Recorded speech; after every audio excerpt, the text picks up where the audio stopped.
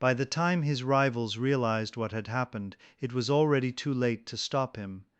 Joseph Stalin, a man dismissed by his own comrades as the party's dull bureaucrat, had systematically dismantled every potential threat to his power without firing a single shot during the crucial years between 1922 and 1929. How did someone considered mediocre and forgettable by Lenin himself manage to defeat brilliant orators, celebrated military heroes, and the architect of the October Revolution, all while appearing to be nothing more than a loyal servant of the party? The story begins not with Stalin's rise, but with his deliberate cultivation of invisibility.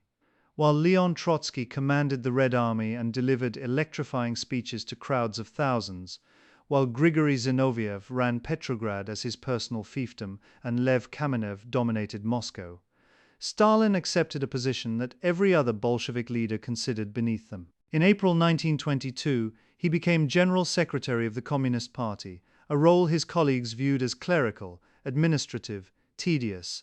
They saw paperwork and bureaucracy. Stalin saw the central nervous system of the entire party apparatus.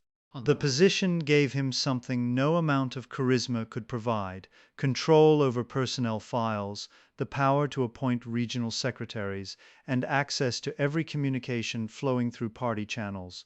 Within months, Stalin began placing loyalists in key positions across the Soviet Union, from provincial party committees to factory directorates, building a network that operated below the radar of the party's intellectual elite. These were not famous revolutionaries or celebrated theorists.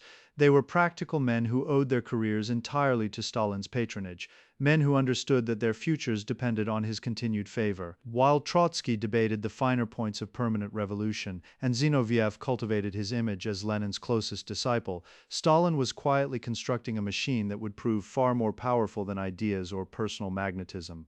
Lenin noticed the danger too late. In December 1922, after suffering his second stroke, the Soviet leader began dictating what would become known as his testament, a document assessing the strengths and weaknesses of potential successors. He praised Trotsky's exceptional abilities but worried about his excessive self-confidence. He noted Zinoviev's and Kamenev's weakness during the October Revolution. Then he came to Stalin. Lenin's assessment was devastating. Stalin had concentrated enormous power as general secretary, but was too rude, too brutal, too disloyal. Lenin recommended Stalin's removal from the position. On January 4, 1923, he added a postscript making his position unambiguous. Stalin must be replaced with someone more tolerant, more loyal, more polite, more considerate of comrades. The document that should have ended Stalin's career before it truly began, instead became a weapon he would turn against everyone else. If you're fascinated by the hidden mechanics of how power actually works, by the gap between what seemed obvious and what was really happening in rooms where history turned on a single decision, this is exactly the kind of story we uncover on this channel. Subscribe now so you don't miss how these systems operated behind the propaganda. The key to understanding what happened next lies in timing and Stalin's manipulation of collective psychology. Lenin's testament was read to the Central Committee in May 1924, 3 months after Lenin's death. By this point, Stalin had already executed the first phase of his strategy. He had allied himself with Zinoviev and Kamenev, the two men Lenin had also criticized, to form a troika aimed at preventing Trotsky from succeeding Lenin. The three men needed each other. Zinoviev and Kamenev feared Trotsky's ambition and military prestige. Stalin needed their legitimacy and public standing. Together, they convinced the Central Committee to suppress Lenin's testament, arguing that releasing it would damage the party's unity during a critical period. The vote was close, but it passed. Stalin had survived his first brush with destruction by making himself indispensable to the very men he would eventually destroy. What followed was a masterclass in divide and conquer, executed with patience that bordered on pathological. Stalin never attacked all his rivals simultaneously. He never presented himself as the aggressor. Instead, he positioned each conflict as a defense of Leninist orthodoxy against dangerous deviationists, allowing others to speak while he built consensus behind the scenes. When Trotsky published Lessons of October in 1924, criticizing Zinoviev's and Kamenev's hesitation before the revolution, Stalin encouraged his two partners to respond with fury, effectively baiting Trotsky into a public battle against the party establishment. Trotsky took the bait. His brilliance worked against him. Every devastating critique, Every demonstration of intellectual superiority, every reminder of his military achievements made the other Bolshevik leaders more afraid of him and more dependent on Stalin's organizational support.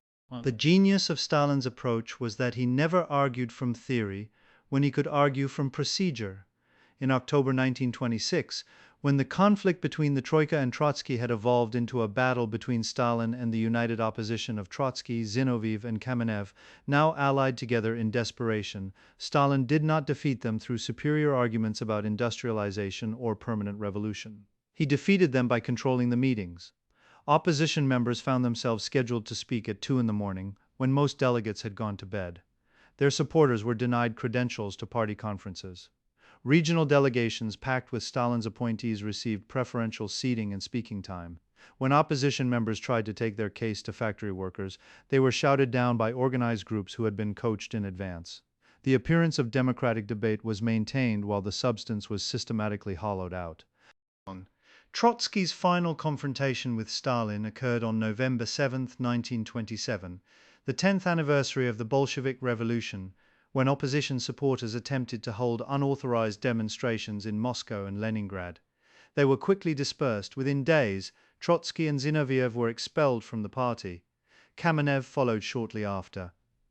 The man who had commanded the Red Army, who had been second only to Lenin in the revolution's mythology, was exiled to Alma-Ata in Kazakhstan in January 1928, and then expelled from the Soviet Union entirely in 1929. But Trotsky's defeat was not the end of Stalin's consolidation. It was merely the end of the beginning, because Stalin's most dangerous rivals were not the brilliant oppositionists, but his own allies, the men who had helped him win. Nikolai Bukharin had been Stalin's chief ideological ally during the fight against Trotsky, defending the policy of building socialism in one country and gradual economic development. By late 1927, Bukharin was the editor of Pravda, the party's chief theoretician, and widely regarded as the intellectual leader of the moderate faction. He had every reason to believe his position was secure. He had stood with Stalin against the left opposition. He had Stalin's trust. This confidence made him vulnerable to a strategy he never saw coming. In 1928, Stalin abruptly reversed his economic policy, abandoning the gradualism he had defended with Bukharin and launching an aggressive program of forced collectivization and rapid industrialization that echoed the very positions Trotsky had advocated years earlier. The move was politically brilliant. It neutralized any remaining sympathy for the defeated left opposition by adopting their program, while simultaneously outflanking Bukharin and the moderates who now found themselves defending positions Stalin had only recently championed. Bukharin understood too late that he was in a trap. If he opposed Stalin's new course, he would be branded a right deviationist, an enemy of socialist construction. If he supported it, he would be irrelevant. He tried to mount opposition, even meeting secretly with Kamenev in July 1928, to discuss forming an alliance against Stalin, a meeting that was reported to Stalin almost immediately by the network of informants that now permeated every level of the party. But the economic shift had given Stalin a powerful new argument. The Soviet Union was surrounded by capitalist enemies. Industrialization was a matter of survival. Anyone who opposed rapid development was objectively serving the interests of foreign powers. The logic was brutal and effective. By 1929, Bukharin had been removed from the Politburo and stripped of his editorial position. Unlike Trotsky, he was not immediately expelled, but he was politically neutralized, kept alive as a future scapegoat when the need arose. The pattern that emerges from these sequential defeats reveals Stalin's core tactical principles. First, never fight on your opponent's strongest ground. Trotsky was unbeatable in theoretical debate and had immense prestige as a military leader, so Stalin avoided theoretical arguments and military matters, fighting instead on organizational terrain where his control of appointments and procedures gave him overwhelming advantage. Second, use the institutions to isolate individuals. Each opponent was defeated not through personal confrontation, but through committee votes, party conferences, and procedural mechanisms that made their defeat appear as the collective will of the party rather than Stalin's personal vendetta. Third, control the information environment. Stalin's position gave him access to internal party communications, allowing him to know what his opponents were planning while they remained ignorant of his moves. Regional party secretaries across the Soviet Union reported to Moscow, providing Stalin with intelligence networks his rivals could not match. Fourth, and perhaps most important, Stalin understood that political battles are decided not by converting enemies, but by convincing the undecided middle. The majority of party members were not ideologically committed to Trotsky or Bukharin or Stalin. They were career officials, administrators, industrial managers, military officers who wanted stability, clear direction, and protection from being labeled as deviationists themselves. Stalin offered them exactly that. By the late 1920s, supporting Stalin meant supporting the winning side, which meant career advancement and safety. Opposing him meant isolation, denunciation, and potentially catastrophic consequences for oneself and one's family. The incentive structure created a self-reinforcing cycle where Stalin's power generated more power, as ambitious party members competed to demonstrate their loyalty to the General Secretary. The human cost of these tactics became apparent during the collectivization campaign that began in earnest in 1929. Stalin's reversal on agricultural policy was not merely a way to outflank Bukharin. It was a fundamental transformation of Soviet society that would result in millions of deaths from famine, particularly in Ukraine during 1932 and 1933. But from Stalin's perspective, the campaign served multiple purposes simultaneously. It destroyed the independent peasantry as a social class, eliminating a potential source of resistance. It demonstrated the party's absolute power over life and death. It provided scapegoats for inevitable economic disruptions, as kulaks and wreckers could be blamed for any failures. And it created a crisis atmosphere in which ruthless measures appeared necessary for survival, delegitimizing any form of moderation or opposition. A policy that from the outside appears as economic mismanagement or ideological fanaticism reveals itself as a calculated consolidation of power when viewed through Stalin's tactical lens. By 1934, Stalin's position seemed unassailable. The 17th Party Congress, known as the Congress of Victors, celebrated the achievements of the first five-year plan and the completion of collectivization. Former oppositionists like Bukharin and Kamenev appeared at the Congress to offer ritualized confessions of their errors and praise for Stalin's leadership. The General Secretary had defeated every rival, transformed the Soviet economy, and established himself as Lenin's successor. Yet Stalin apparently viewed the situation differently.